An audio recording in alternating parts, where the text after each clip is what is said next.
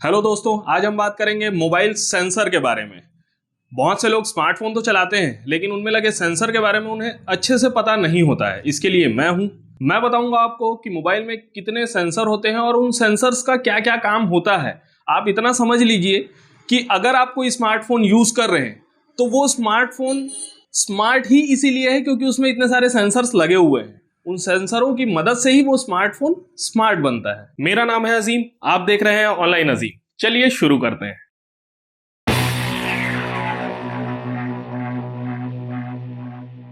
तो पहला सेंसर है हमारा लाइट सेंसर। आपने मोबाइलों में एक चीज तो नोटिस करी ही होगी कि जब हम मोबाइल अपने रूम में चला रहे होते हैं उसकी ब्राइटनेस एकदम नॉर्मल रहती है, जो हमारी आंखों को अच्छी लगती है।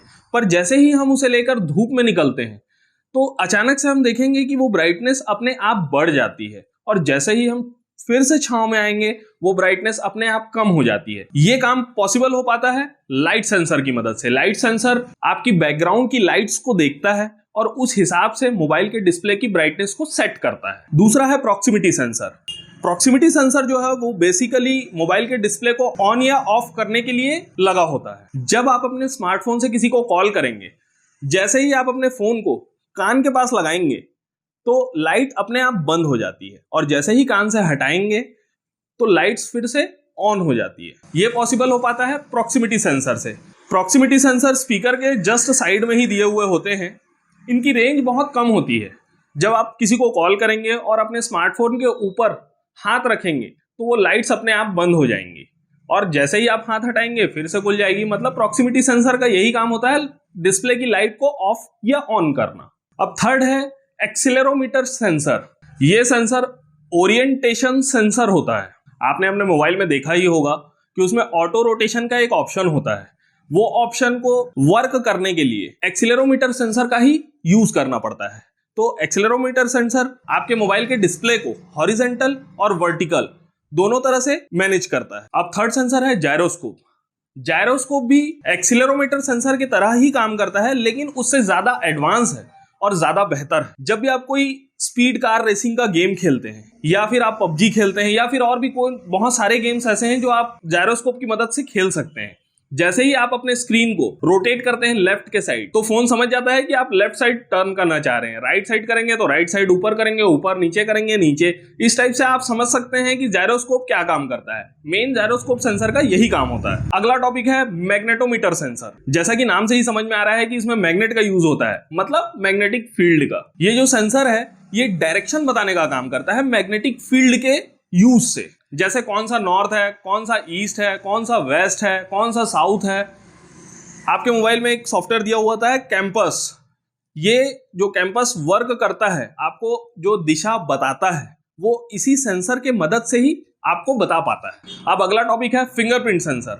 मुझे नहीं लगता कि इसके बारे में आपको बताने की जरूरत है कि फिंगरप्रिंट सेंसर क्या होता है। आप लोगों को पता ही है कि फिंगरप्रिंट, भैया फिंगरप्रिंट में टच करो उंगली, अपने उंगलियों का निशान उसको दे दो, फिर मोबाइल कुछ भी हो जाए खुलेगा नहीं। जब तक आपके उंगलियों के निशान नहीं मिलेंगे तब तक मोबाइल नहीं खुलेगा। ये भी बहुत अच्छा सेंसर है, बहुत यूजफुल सेंसर है। सिक्योरिटी के लिहाज से देखा जाए तो आज की डेट में हमारे लिए तो भैया बहुत ज्यादा अच्छा है। अब अगला सेंसर है बैरोमीटर सेंसर। बैरोमीटर सेंसर का काम होता है समुद्र तल से आप जहां हो वहां पर की ऊंचाई को नापना। इस सेंसर के जरिए जब हम जीपीएस यूज करते हैं, हम लोकेशन यूज करते हैं, तब हमें इस बैरोमीटर सेंसर की ही वजह से एग्जैक्ट लोकेशन पता चल पाती है। अगर ये ना हो तो फिर एग्जैक्ट नहीं मिल पाएगी, वो थोड़ा ना थोड़ा कहीं ना कहीं ऊपर नीचे हो जाएगा। अब अगला सेंसर है यूनिवर्सल रिमोट सेंसर।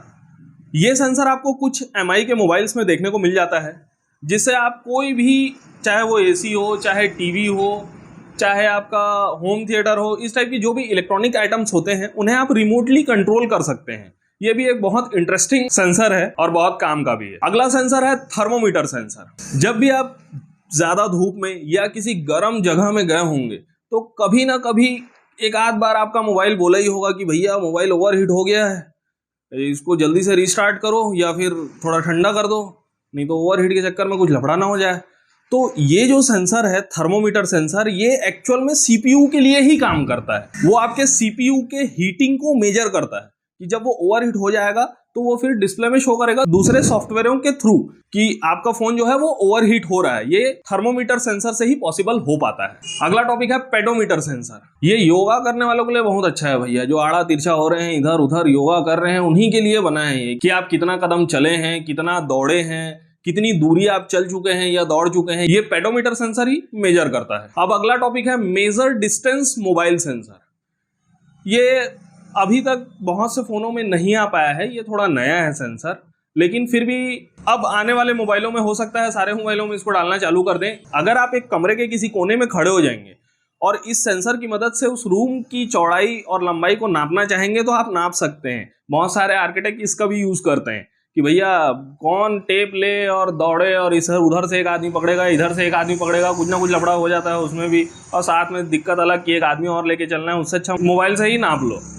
तो ये सेंसर भी बहुत अच्छा है। उम्मीद करता हूँ आप लोगों को सेंसर के बारे में अच्छे से समझा पाया होगा और आप लोग समझ पाए होंगे। अगर मेरी बातें समझ आई हो, पसंद आई हो, तो प्लीज चैनल को सब्सक्राइब करिए और बेल आइकन को क्लिक करिए, जिससे मेरे वीडियोस आप तक जल्द से जल्द पहुंच सके।